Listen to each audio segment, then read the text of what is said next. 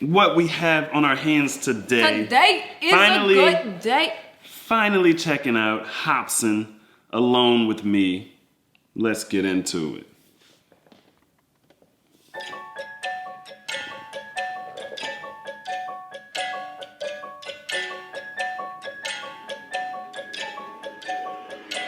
Marcus fucking Hopsin, my guy, what up? Don't mean to intervene. How are things going? Talk to me. How you living, G? Oh my gosh, I already like it. This is creepy. It's already gonna be very Hopsin artistic. Yeah. It reminds me of that show, Lucifer. I've never watched it, but I watched like the little Netflix, they play a little preview. Does a person trailer. flash in or something? Basically, I think, on the episode, little thing I saw, it was like, boom, it's so creepy and they know everything about it. He's dressed kind of seriously, Yeah. Suit.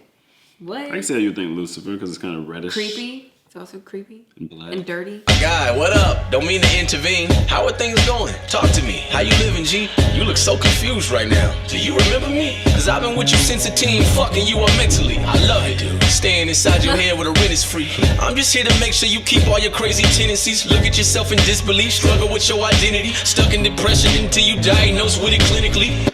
Okay, I like what's going on here. He's like, I've been with you since you were a teen, mentally or whatever, living in your head rent-free, messing up your thoughts, basically. So that's like the devil on the shoulder kind of vibe, right? That little voice of doubt and all this kind of stuff. Dang, and he personified it as a version of himself. That is so interesting. Okay. Hopsin is back, y'all. Alone with me, so it's like alone with the negative thought train. Right. I like what's going on here. Yourself in disbelief, struggle with your identity, stuck in depression until you die. When you're a teenager, I feel like you, that's exactly the point in time. Like, everything's freaking great. Oh, that's when that starts. Yes, it starts right around like 12, 13. You know what I mean? Where it just creeps in. It's like you are doing swell. It seems like everybody at the same time, right around that age. It's like when your life starts getting jacked up and childhood's over. Your crazy tendencies, look at yourself in disbelief, struggle with your identity, stuck in depression until you diagnosed with it clinically. How's your love life? It's still a trifling mess? Nigga, you 35, you haven't found a wifey yet? I mean, if I was you, would I be stressed? Why, yes. I guess a mail order bride is nice and might be best. So how did you manage to get rich yet be so empty? Constantly stuck in a deep old frenzy. Maybe your ego ain't eco-friendly. Bro, you got a life that we don't envy. And I bet suicide must be so tempting. Do it. Wait. Hold up, damn. Fuck's wrong with me? Okay, this video is nuts. Where everything's flashing in and out. We have the girl come in and dance for a second, flash, like choo choo. It's like, I feel like this is such a like Papa Leg Bump like moment. You know what I mean? I feel like this is like in Princess and the Frog, Dr. Facilier or whatever, the voodoo man. He's all like, let me show you what you're doing. Oh, okay.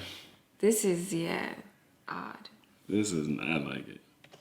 And I bet suicide must be so tempting. Do it. Wait, hold up, damn. Fuck's wrong with me? I can't leave me alone with me. I'm like, who is this nigga? I'm providing my theory. It couldn't be clearer. The man inside the mirror.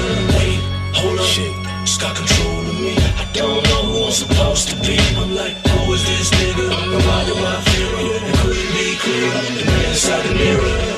So how's the rap life? Do people enjoy your music? Or you still spitting that bullshit to destroy the youth? Be honest, you live in the shadow with Jordan and Lucas. You jealous? I know that you are, my point is proven. What the fuck happened to you? You was spitting so cold. You was the ill man Hopsin on the list with the ghosts. Then you fell off. You should've took a different approach. I hate to say it, but you'll never be like Kendrick or Cole, nigga. Oh! He's like really hitting himself deep. So you're saying after Ill Mind he fell off? That's what he said? Yeah. I mean, Ill Mind was epic. Yeah. I mean, that's when we fell off him. Like, literally, I feel like his music, like, right around then, we watched all those Ill Minds. We were like, Hopsin. And then it was like, wow, 5 years passed. Well, we listened to a couple songs. It just didn't hit the same as Ill Mind. It didn't. But he realized that. He said he should have took a different approach. But is that the devil talking? Or not the devil, you know what I mean? Like the negative guy talking. But also, it's like, I bet these are things that are like, you know what I mean? Yeah, it's like, that's the weird thing about the negative guy on your shoulder. It's like, they're not like lies. Like a lot of times, it's like some are, some are not. Some are, but it's like a really dramatized truth. Like it's like something that's like not that big of a deal, and it's like the worst.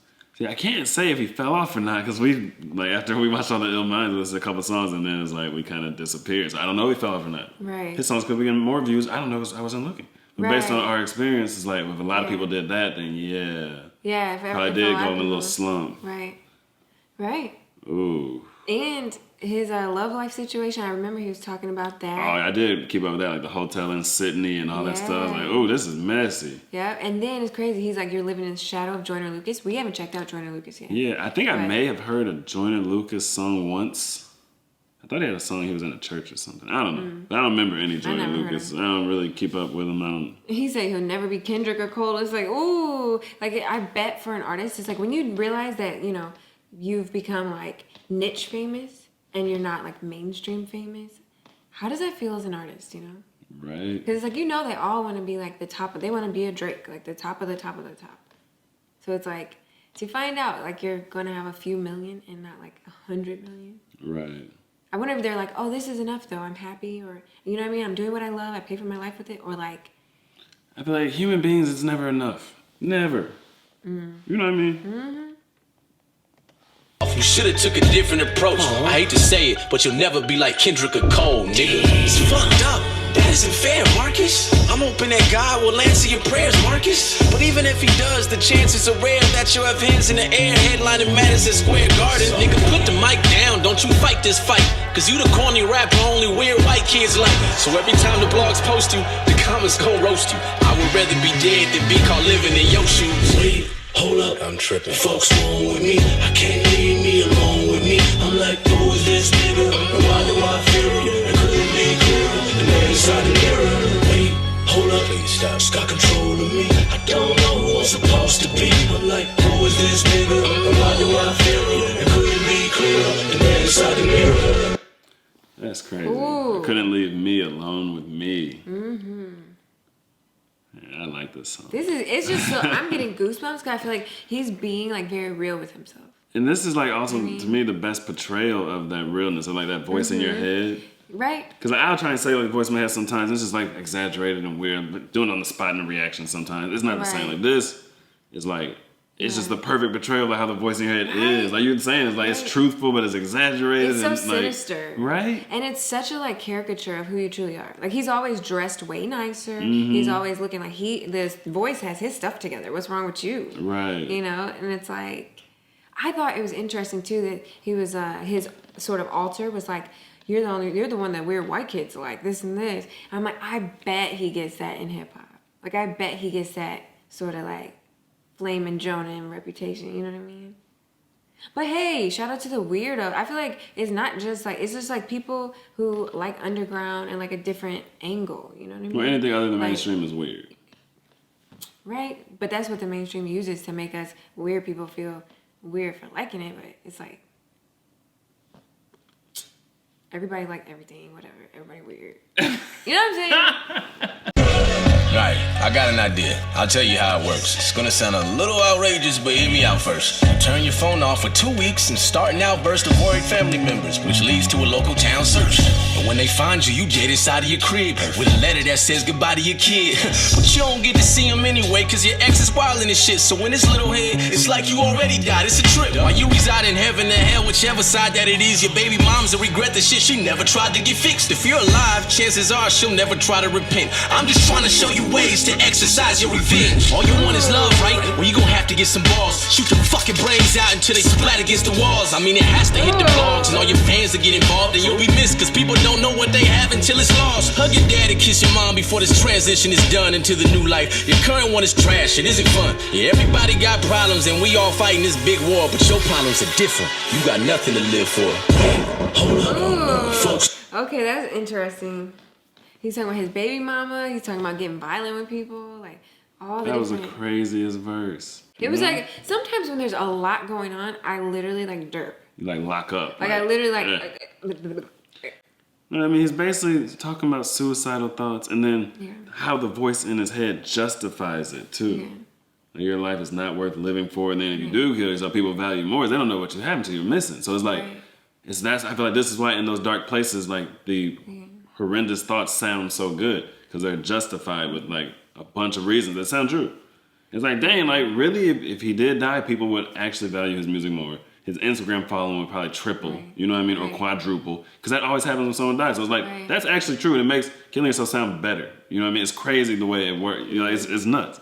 That's not just like, dang, this verse is smack. Like that's crazy. It's I think it's interesting too how he was like, here's a plan. It's really crazy. You know, you're gonna do this. Right. It sounded, he came in like a good guy. Yeah. And he was dressed like a mathematician, scientist. Like, you can trust him. He has it all figured out. But it was, like, so dramatic. Like, is that not human nature? Like, if I'm going to go out with a bang. Like, I want everybody to know. I want everyone searching for me. I want to leave a letter. Like, literally, it's like, dang. It's just, like, I don't know. I feel like it's, like, suicide is such a deep, heavy, dark topic. But at the same time, a lot of times, we tend to do things in dramatic fashion. As human beings, even on the way out, sort of seeking attention with it. Right. I feel like that was a really interesting statement on that. You know? Because, like, even, like, I know somebody last year, and it's like, they did it in their parents' house, so, you know what I mean? So they could be found. It was just like, they went, you know what I mean? It was just like, I don't know.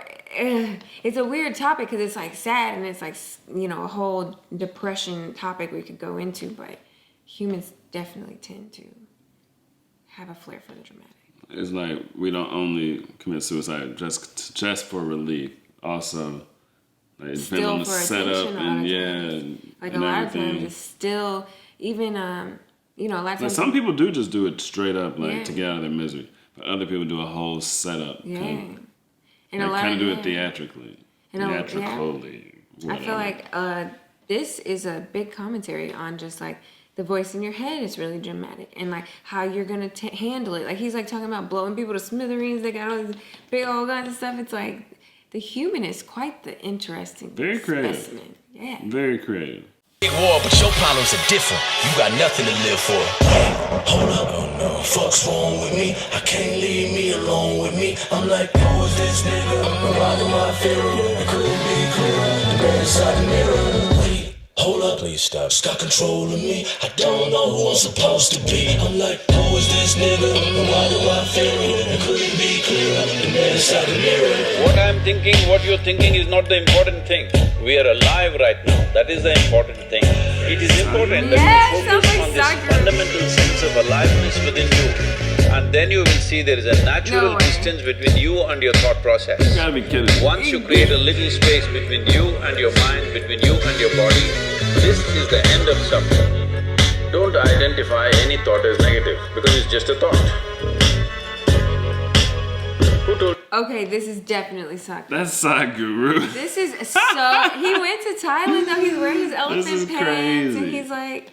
There's Sadhguru at the end of a rap song. What? It's wild. I gotta re-listen to this end part. I was not listening. I was like, I can't believe I'm listening. I thought I was listening to Hopsin. I'm listening to Sadhguru.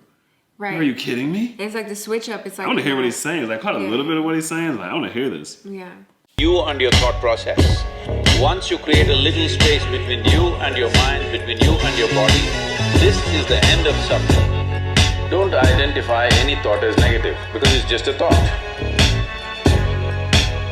Who told you it's negative? It's just a thought. You're making it up, maybe you like it. What's the problem? If you understand it's just a thought, it has no power. If you think it's a reality, then it destroys you. Wow. Man, I love the ending. That was very odd and cool. And I love the ending. What you got for me? I feel like Hopsin is back. You know what I mean? I feel like his whole sabbatical, Asian...